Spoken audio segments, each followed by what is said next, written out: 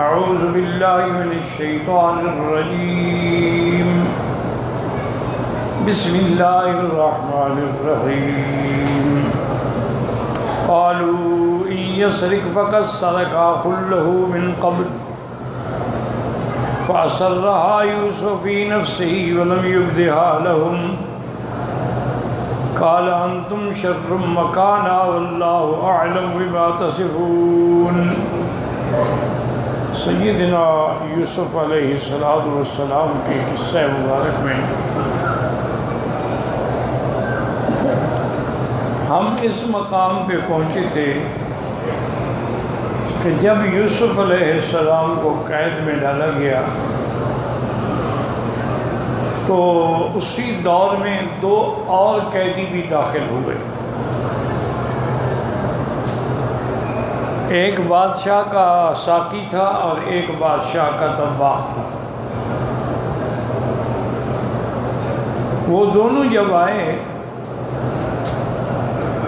تو انہوں نے سیدنا یوسف علیہ السلام سے عرض کیا کہ ہم نے خواب دیکھا ہے، آپ ہمیں مہربانی فرما کے اس کی تعبیر دیں۔ ایک نے تو عرض کیا کہ میں نے یہ دیکھا ہے کہ انی ارانی آصر خمر تو شراب کو کہتے ہیں، معنی یہ ہے کہ میں شراب کے لیے انگور نچوڑ رہا ہوں، شراب تو نہیں نچوڑی جاتی نا۔ اور دوسرے نے کہا کہ انی ارانی احمل فوق راسی خبزا، میں نے یہ دیکھا ہے کہ میرے سر کے اوپر روٹیاں رکھی ہیں، تاکل الطیر منہ، پرندے کھا رہے ہیں۔ نبئنا بتاویلہ، مہربانی کر کے ہمیں اس کی تعبیر کے بارے میں بتلائیں۔ انا نراک من المحسنین، چونکہ ہم آپ کو بہت ہی کرم فرمانے والے اور احسان فرمانے والا دیکھتے ہیں۔ یوسف علیہ السلام اصل میں اب یاد رکھیں کہ جب قید میں گئے تو وہاں کا جو داروغہ جیل تھا نا، اس نے حضرت کا جمال، کمال، عبادت، انقطاع عن الخلق، تعلق مع الخالق، لوگوں سے کٹ کے اللہ سے جڑ کے رہنا، ہر وقت ذکر، فکر، عبادت، وہ آپ کا بے انتہا منتقل ہو گیا۔ اور اس نے آگے عرض کیا کہ حضرت مجھے آپ سے محبت ہے، میں مجبور ہوں کہ میں آپ کو چھوڑ نہیں سکتا۔ آپ نے فرمایا ایسا کرو، مہربانی کر کے میرے ساتھ محبت نہ کرو۔ اس نے کہا کہ کیوں محبت نہ کرے؟ کہا میرے ساتھ جس نے بھی محبت کی ہے نا، مصیبت آئی ہے مجھ پہ۔ سب سے پہلے تو میری پھوپھی نے مجھ سے محبت کی، مجھے پالا پوسا اور مجھے وہ اجازت نہیں دیتی تھی والد کے گھر میں جانے کے لیے، اور آخر مجھ پہ الزام لگا دیا چوری کا کہ اس بہانے مجھے روک لیں۔ تو ان کی محبت میں مجھ پہ چوری کا الزام لگا۔ میرے والد نے مجھ سے بے انتہا محبت کی، نتیجہ یہ نکلا کہ بھائی حسد میں مبتلا ہوئے اور مجھے کنویں میں پھینک گئے۔ پھر امرات العزیز نے، عزیز کی بیوی نے مجھ سے محبت کی، جس کے نتیجے آج میں جیل میں بیٹھا ہوں۔ تو تم بھی مجھ سے محبت کرنا چاہتے ہو تو مجھ سے محبت نہ کرو، مجھے کسی کی محبت راس نہیں آتی۔ اس نے کہا حضرت ٹھیک ہے، ہم محبت تو بڑا لفظ ہے لیکن ہم آپ کے عقیدت مند ہیں، آپ کو جتنی آرام پہنچا سکتے ہیں نا وہ پہنچائیں گے۔ تو آپ کے لیے یعنی جیل میں بھی آسانی ہو گئی کہ آپ کسی جگہ جائیں، کوئی خطاب فرمائیں، کوئی بات فرمائیں، تو وہ آپ کے لیے کوئی رکاوٹ نہیں ہوتی۔ جب ان دونوں نے خواب پیش کیا، یاد رکھیں کہ خواب تین قسم کے ہوتے ہیں۔ ایک خواب رحمانی ہوتے ہیں جو اللہ کی طرف سے ہوتے ہیں، القاء ہوتا ہے، الہام ہوتا ہے۔ یا آدمی کو خواب میں دکھایا جاتا ہے، اور ایک خواب شیطانی ہوتے ہیں کہ وہ ڈراتے ہیں نیند میں، کبھی سانپ بن گئے، کبھی بچھو بن گئے، کبھی کچھ بن گئے، اور ایک یہ ہے کہ روز مرہ کی جو باتیں ہیں نا آپ کے لاشعور میں، وہ رات کو بھی نظر آ جاتی ہیں۔ تو جو خواب اچھے ہیں ان کے لیے تو یہ حکم ہے کہ کسی اللہ والے کو، کسی عالم کو جا کے خواب بتلایا کریں تاکہ غلط تعبیر نہ دے۔ اور جو شیطانی خواب ہیں اس کے لیے یہ ہے کہ جیسے نیند کھلے ڈر سے بائیں طرف 3 دفعہ تھوک بھی دیں اور پڑھے لا حول ولا قوت الا باللہ العلی العظیم، اور کروٹ بدل کے سو جائیں اور کسی کو نہ بتائیں، کچھ بھی نہیں ہوگا۔ اور باقی جو اضغاث اعلام ہیں جو کوئی دل میں کیا ہو نظر ہے وہ تو کوئی ہے کہ خواب نہیں ہے۔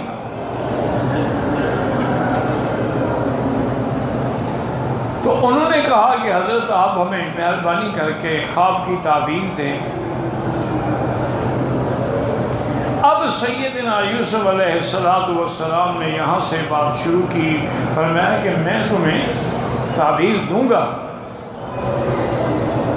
لیکن تمہارا جو کھانا آتا ہے نا جیل میں، اس کھانے کے آنے سے پہلے میں تمہیں تعبیر دے دوں گا، آپ غم نہ کریں، فکر نہ کریں۔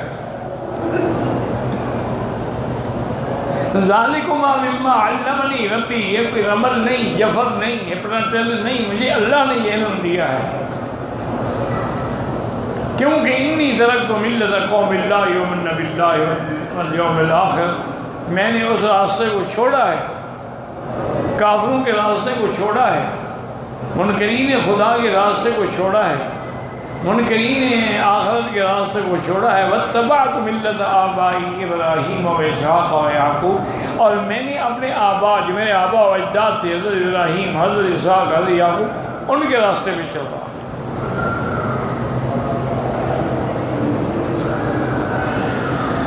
اب سمجھنے کی کوشش کریں اس جگہ پر کہ آج حضرت یوسف نے اپنے باپ دادے کا نام لیا ہے، ابراہیم، اسحاق، یعقوب، اس سے پہلے کبھی نہیں لیا۔ بھئی آپ ابتلا میں آئے، آپ کو کنویں میں ڈالا گیا، ایک شامی قافلہ بھٹک کے آیا، انہوں نے آپ کو خریدا، اس وقت نہیں بتایا بھائی میں غلام نہیں ہوں، میرے آبا تو پیغمبر ہیں، میرا ابا یعقوب بھی پیغمبر ہے، ابے کا ابا اسحاق بھی پیغمبر ہے، اور ہمارا جد امجد ابراہیم علیہ السلام اس وقت بھی نام نہیں لیا۔ جب مصر میں غلامی کی سٹیج پہ کھڑے کر کے بیچے جا رہے تھے اس وقت بھی نہیں کہا ظالموں میں غلام نہیں ہوں،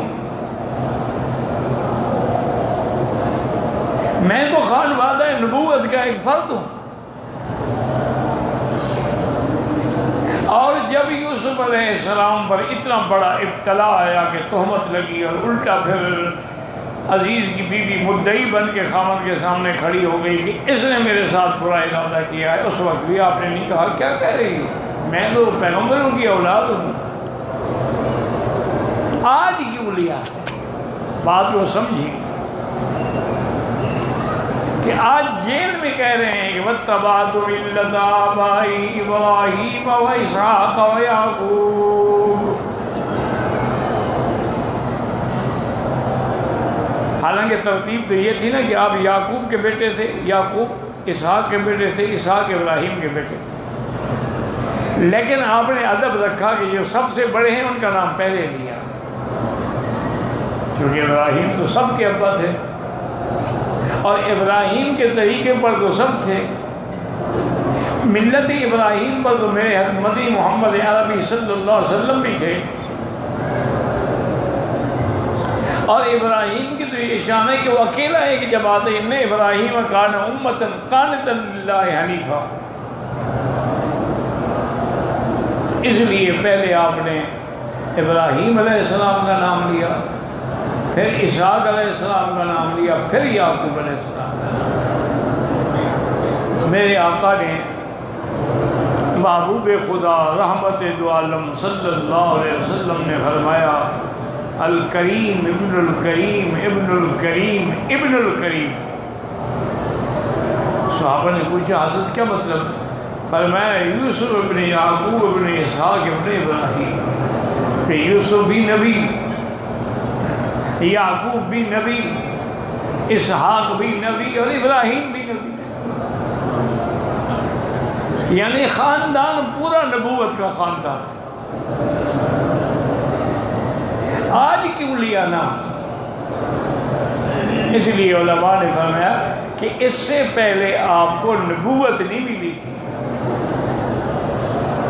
اللہ کے ہاں تو علم میں فیضہ ہو، لیکن اب جیل میں آتے وقت آپ کو نبوت ملی ہوئی تھی۔ جب نبوت ملی تو پھر آپ نے اظہار فرمایا، اور یہ میرے اللہ کا شان ہے کہ کوئی آگ لینے جاتے ہیں تو نبوت مل جاتی ہے، کوئی جیل خانے میں جاتے ہیں تو نبوت مل جاتی ہے۔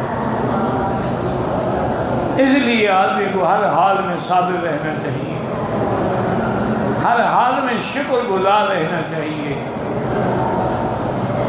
کبھی بھی ناشکری کا اظہار نہیں کرنا چاہیے۔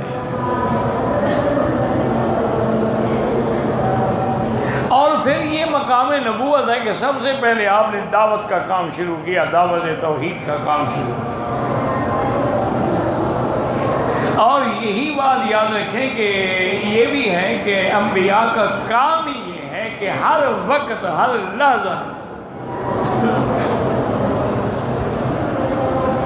اسی لیے نوح علیہ السلام نے کہا تھا کہ میرا اللہ انی دعوتہم جہارا ثم اعلنت لهم واسررت لهم اسرارا، میں نے اپنی قوم کو کھل کے بھی دعوت دی، چھپ کے بھی دعوت دی، دن میں بھی دعوت دی، رات میں بھی دعوت دی، لیکن یہ سننے کے لیے تیار نہیں۔ پیغمبروں کا مقام بھی یہ ہے کہ اب دیکھیں کہ آپ جیل خانے میں بیٹھے ہیں،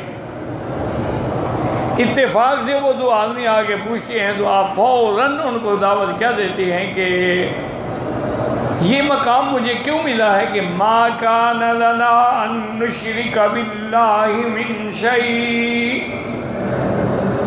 ہم اللہ کے ساتھ کسی کو شریک نہیں کہ ٹھہراتے، ذالک من فضل اللہ علینا وعلی الناس، اللہ کا فضل ہے ہم پر بھی اور لوگوں پر بھی، ولیکن اکثر الناس لا یشرکون لا یعلمون، ولیکن اکثر الناس لا یشکرون۔ یہاں شکر بھی ایمان کے معنی میں ہے، کیونکہ جو ایمان نہ لائے تو وہ شکر گزار تو نہیں ہے۔ کبھی شکر کا لفظ ایمان کے کفر کے مقابل ان قرآن میں فرمایا ہدیناہ السبیل اما شاکرا و اما کفورا، اور فرمایا کہ یا صاحب السجن، کیسے پیاری دعوت ہے، انداز دعوت ہے، یہ ہے اسلوب دعوت انبیاء۔ یا صاحب السجن ارباب متفرقون خیر ام اللہ الواحد القہار، کیا میرے قید خانے کے ساتھیوں یہ تو بتاؤ، بہت سارے رب بچے ہوتے ہیں، ایک رب بچہ ہوتا ہے؟ اگر ہر کام کا الگ رب ہو تو نظام کیسے چلے؟ ایک کہے گا رات ہو، ایک کہے گا دن ہو، جو ہار گیا وہ خود رب نہیں بن سکتا، جو جیت گیا تو پھر دوسرے کی کیا ضرورت ہے؟ ارباب متفرقون خیر ام اللہ الواحد القہار ما تعبدون من دونہ الا اسماء سمیتموها انتم وآباؤکم ما انزل اللہ بہا من سلطان۔ یہ جو اللہ کو چھوڑ کے جن کی تم عبادت کرتے ہو، بتوں کی عبادت کرتے ہو یا چاند سورج کی عبادت کرتے ہو، جن چیزوں کو بھی تم نے خدا بنا رکھا ہے یہ تو صرف ایک نام ہے، ان کی کوئی حقیقت تو نہیں ہے۔ تم نے اور تمہارے باپ دادے نے نام رکھے ہیں کہ یہ حبل ہے، یہ لات ہے، یہ عزا ہے، یہ منات ہے۔ اللہ نے تو کوئی آیت یا کوئی نشانی نہیں اتاری کہ ہاں یہ بھی خدا ہے۔ ان الحکم الا للہ، حکم صرف اللہ کو۔ اور اس نے کیا حکم دیا؟ ہمارا اللہ تعبدوا الا ایاہ، اس کا حکم یہ ہے کہ اس کے سوا کسی کی عبادت نہ کرو۔ یاد رکھو کہ جمیع انواع عبادت جو ہے وہ اللہ کے لیے ہیں، عبادت قولی ہو، عبادت فعلی ہو، عبادت بدنی ہو، عبادت مالی ہو، ہر قسم کی عبادت صرف اللہ کے لیے ہے۔ جمیع انواع عبادت جو ہے وہ اللہ کے لیے۔ اللہ نے مخلوق کو پیدا اسی لیے کیا ہے، وَمَا خَلَقْتُ الْجِنَّ وَالْإِنسَ إِلَّا لِيَعْبُدُونِ۔ تو حضرت یوسف علیہ السلام نے بھی فرمایا کہ یہ جو تم کہتے ہیں کہ نہ تو کوئی دلیل ہے، اور یہی اللہ کی توحید جو ہے نا، ذَلِكَ الدِّينُ الْقَيِّمُ وَلَكِنَّ أَكْثَرَ النَّاسِ لَا يَعْلَمُونَ۔ یہی سچا دین ہے، یہی دین حق ہے، یہی دین قائم و دائم ہے، یہی دین یعنی اللہ کی توحید اور خالص عمل اللہ کی ذات کے لیے، یہی دین طریق مستقیم ہے، لیکن بہت لوگ نہیں جانتے۔ اب دیکھیں اسلوب دعوت کیسے ہے کہ آپ نے ان کو یہ نہیں کہا کہ تم تو کافر ہو، تم تو مشرک ہو، تم تو غیر اللہ کے پجاری ہو، میں کیوں تعبیر دوں تمہیں، میں تمہاری تعبیر خواب کیوں؟ نہیں، بالکل نہیں، کیونکہ پیغمبر کی شان یہ اسی لیے بی بی عائشہ فرماتی ہیں کہ میرے محبوب کا خلق عظیم یہ تھا کہ جب بھی کسی نے کچھ کہا حضور نے کبھی انکار نہیں کیا، کسی نے کوئی کام کہا تو کر دیا، کسی نے کچھ مانگا تو عطا فرما دیا۔ حضرت انس بن مالک فرماتے تھے کہ میں نے 10 سال آقا کی خدمت کی ہے، کبھی مجھے جھڑکا نہیں، کبھی مارا نہیں، کبھی گالی نہیں دی، اور کبھی ایسا نہیں کہا کہ یہ کام تم نے کیوں کیا، اور کبھی ایسا بھی نہیں کہا کہ کیوں نہیں کیا، بس جو ہوا خاموش۔ اگر پیغمبر ان کو کہتے کہ تم تو کافر و مشرک ہو تو بھاگ جاتے ہیں۔ پیغمبر نے ان کو دعوت دی، ان کو جھنجھوڑا کہ تم بتاؤ کہ 10 خدا بہتر ہوتے ہیں کہ ایک۔ اب ان کے پاس کیا جواب تھا؟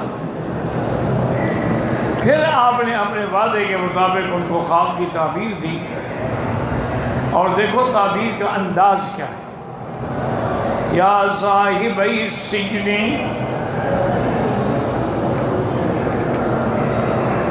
اما احدکما فیسقی ربہ خمرا واما الاخر فیسلب فتأکل الطیر من راسہ۔ اگر کہ تم دونوں میں سے ایک جو ہے وہ تو پھر ساقی بنے گا، اور دوسرا جو ہے اس کو پھانسی دی جائے گی، اور اس کے گوشت کو جو ہے جنگل کے پرندے کھائیں گے۔ لیکن دیکھو انداز، دیکھو نبوت کا، یہ نہیں فرمایا کہ بھئی تم ساقی بنو گے اور تمہیں پھانسی دی جائے گی، نہیں، تم دو میں سے ایک، تاکہ کسی کو کسی مصیبت میں مبتلا نہ کرے۔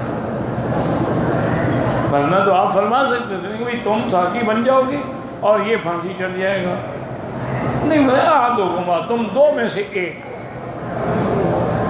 یہ بھی انداز نبوت ہے۔ اور اس کے بعد جب آپ نے تعبیر دے دی، اگلی آیت بتلاتی ہے کہ جیسے مفسرین نے لکھا ہے اس میں کچھ حقیقت ضرور ہے۔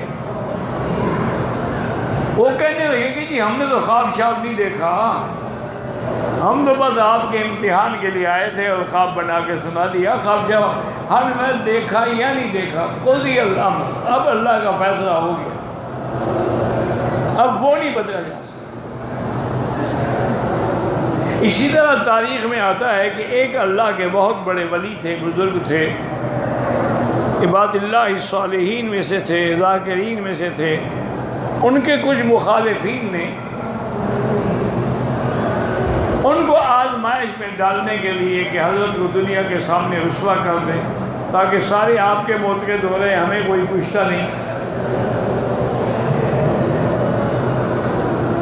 تو انہوں نے یہ کیا کہ اپنے ایک ساتھی کو کہا کہ تم لیٹ جاؤ، ہم تمہیں کفن پہنا کے چارپائی پہ لٹا کے تمہارا جنازہ بنا کے لے جائیں گے اور حضرت سے درخواست کریں گے کہ وہ تمہارا جنازہ پڑھائیں، اور جب وہ جنازہ شروع کریں گے تو ہم کھنکھاریں گے، جب ہم کھانسیں سمجھ لینا تو موٹی بیٹھ جانا۔ ساری دنیا دیکھ لے گی اچھا بزرگ ہے، اس کو تو یہ بھی پتہ نہیں کہ مردہ ہے کہ زندہ ہے، اور وہ زندہ ہے اور یہ جنازے پڑھا رہے ہیں۔ بڑے اللہ والے بندے ہیں۔ ان نے ساتھی کو تیار کیا، حضرت کے پاس ہے، اور میں بھی کسی کو کہہ دو جنازہ پڑھا دے گا، مجھے کیوں تکلیف دیتے ہو؟ انہوں نے کہا نہیں حضرت، ہمارا آپ پر اعتقاد ہے۔ بہرحال آپ کو لے آئے اور آپ نے تکبیر کے بعد جنازہ شروع کیا۔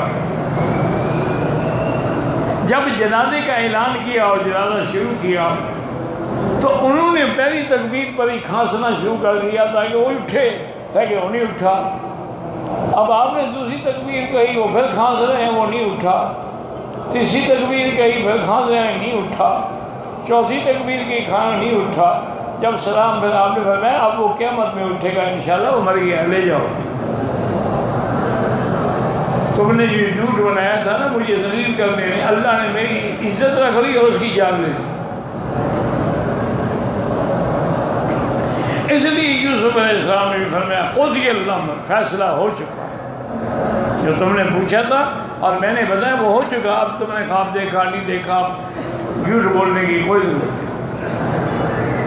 اور اس کے بعد جب یہ بات ہو گئی تو حضرت یوسف علیہ السلام نے وقال للذی ظن انہ ناج منہما اذکرنی عند ربک فانساہ الشیطان ذکر ربہ فلبث فی السجن بضع سنین۔ حضرت یوسف علیہ السلام نے، جس کے بارے میں آپ کو گمان تھا کہ یہ بچ جائے گا اور یہ پھر بادشاہ کا ساقی بھی بن جائے گا، اس کو کہا کہ اس کو نہیں اندر تم اپنے بادشاہ کے سامنے، اپنے مالک کے سامنے میرا ذکر کرنا کہ یوسف علیہ السلام کس گناہ کے اندر جیل میں پڑے ہیں۔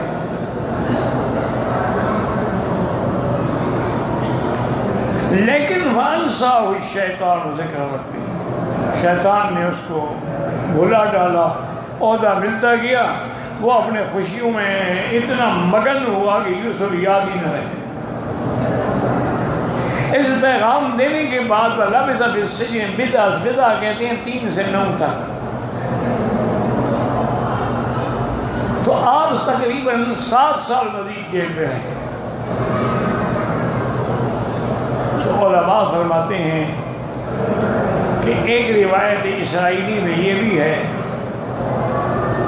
کہ اللہ تبارک و تعالیٰ نے یوسف علیہ السلام سے فرمایا کہ تم نے مجھ پر انحصار اور توکل کے بجائے غیروں کو پیغام دیا ہے۔ اب اس کا نتیجہ یہ ہے کہ جیل میں رہو، اس وجہ سے آپ کو مزید امتحان میں ڈالا گیا۔ لیکن یاد رکھیں کہ اسباب کے لیے ایسا طریقہ اختیار کرنا نہ تو منع ہے اور نہ گناہ ہے۔ آدمی اسباب کے لیے اپنی بے گناہی کا یقین دلانے کے لیے اگر لیکن پیغمبر کا شان اتنا بلند ہوتا ہے کہ ان سے چھوٹی غلطی بھی ہو تو اللہ کی ناراضگی آ جاتی ہے۔ ورنہ حضرت یوسف علیہ السلام نے کوئی گناہ نہیں کیا، اسباب ہیں اور اسباب کا اختیار کرنا شریعت میں جائز ہے، جیسے آدمی اپنی بے گناہی کے لیے گواہ پیش کرتا ہے، وکیل کھڑا کرتا ہے، دلائل دیتا ہے، یہ کو میں نے تھوڑا ہے۔ لیکن پیغمبر کا مقام اتنا بلند ہوتا ہے کہ وہاں تو ذرا سی بھی غفلت ہو تو پھر امتحان آ جاتے ہیں۔ اسی لیے علماء کہتے ہیں کہ جب حضرت یعقوب علیہ السلام یوسف علیہ السلام کی محبت میں انتہائی مبتلا ہو گئے کہ ہر وقت یوسف کا دھیان رہنے لگا، تو اللہ نے امتحان ڈال دے کہ اچھا میرا ذکر بھلا کر اب میری محبت کے ساتھ یوسف کی محبت میں مبتلا ہو گئے ہو، اب ہم تمہیں دیکھتے ہیں کہ کیسے فراق کا مزہ آتا ہے۔ تو وہ بھی امتحان اسی لیے دیا گیا کیونکہ ایک معمولی سی غفلت جو تھی نا وہ اللہ کو پسند ہے۔ جیسے یونس علیہ السلام نے حکم خداوندی کا انتظار نہیں کیا اور تو کوئی گناہ نہیں کیا، لیکن انتظار کرنا چاہیے تھا کہ مجھے کیا حکم ملتا ہے، میں بستی چھوڑ دوں یا نہ چھوڑوں۔ انتظار نہیں کیا، چل پڑے، امتحان آ گیا۔ اس لیے یوسف علیہ السلام کو بھی چند سالوں کے لیے مزید امتحان آ گیا، اور مفسرین میں تورات کی روایات سے اور اسی طرح تلمود میں اور بائبل میں بھی یہ روایات آتی ہیں کہ یوسف علیہ السلام ایک رات قید خانے میں تہجد میں آپ نے اتنے روئے کہ آپ کی داڑھی مبارک تر ہو گئی، اور کہا کہ یا اللہ اب مجھے جیل کی زندگی نہیں کاٹی ہے، اب مہربانی فرما۔ اللہ نے جبریل علیہ السلام سے فرمایا کہ جا کے یوسف کو کہو یہ تم نے خود چنی تھی جیل، تم نے کہا تھا کہ السجن احب الی مما یدعوننی الیہ، اگر تم کہتے تو ہم تم کو جیل سے بھی بچا لیتے اور ان کے مکر سے بھی بچا لیتے۔ اسی لیے صحیح حدیث میں ہے کہ ایک دن میرے آقا ایک صحابی پہ گزرے، وہ دعا مانگ، یا اللہ مجھے صبر کی توفیق عطا فرما۔ صبر، اور میں کیا مانگ رہے ہوں؟ صبر تو مصیبت پہ کیا جاتا ہے، تو مصیبت مانگ رہے۔ فضل اللہ العفو والعافیہ، اللہ سے معافی مانگا کرو، ہماری کیا طاقت ہے صبر کرنے کی؟ اللہ نے ہاں اگر پھر بھی مصیبت آ جائے تو اب صبر کیا، ورنہ اللہ سے نہ مانگا کرو۔ تو اللہ نے فرمایا کہ اچھا تم نے تو خود مانگا تھا نا کہ قید خانہ مجھے ان سے زیادہ بہتر ہے، ہم نے قید خانے میں بھیج دیا۔ آج آپ نے اخلاص کے ساتھ اپنی آرزو کی ہے تو ہم دیکھیں قدرت کیسے فیصلہ کرتی ہے۔ اب قرآن پاک میں آتا ہے کہ جب یہ سارا واقعہ ہو گیا اور آپ نے یہ پیغام بھی دے دیا، انہی دنوں میں بادشاہ نے ایک خواب دیکھا کہ انی اری سبع بقرات سمان، کہ 7 گائیں موٹی ہیں اور وہ کمزوروں کو کھا جاتی ہیں۔ انی اری سبع بقرات سمان یأکلہن سبع عجاف وسبع سنبلات خضر، اور 7 گوشے جو ہیں دانوں کے بڑے سرسبز ہیں، وأخر یابسات، اور 7 خشک ہیں ان کو کھا جاتے ہیں۔ یا ایھا الملأ، اے میرے مجلس کے اراکین اور سرداروں، افتونی فی رؤیا ان کنتم للرؤیا تعبرون، مجھے بتاؤ اس خواب کا کیا مطلب؟ قالوا اضغاث احلام، کہنے لگے بس یہ آپ کا خیال ہے، وہی رات کو آپ کو آ گیا، کوئی خواب شاب نہیں ہے کہ ہم آپ کو تعبیر دیں۔ اب وہ بندہ جو بیٹھا تھا نا ساکھی، وَاتَّقَى بَعْدًا، بڑی مدت کے بعد کو یاد ہے، میں نے تو یوسف کا پیغام ہی نہیں دیا۔ اس نے بادشاہ سے کہا کہ آپ مہربانی کریں، انا انبئکم بتاویلہ فارسلون، ارسلون کا معنی ارسلونی، کہ میں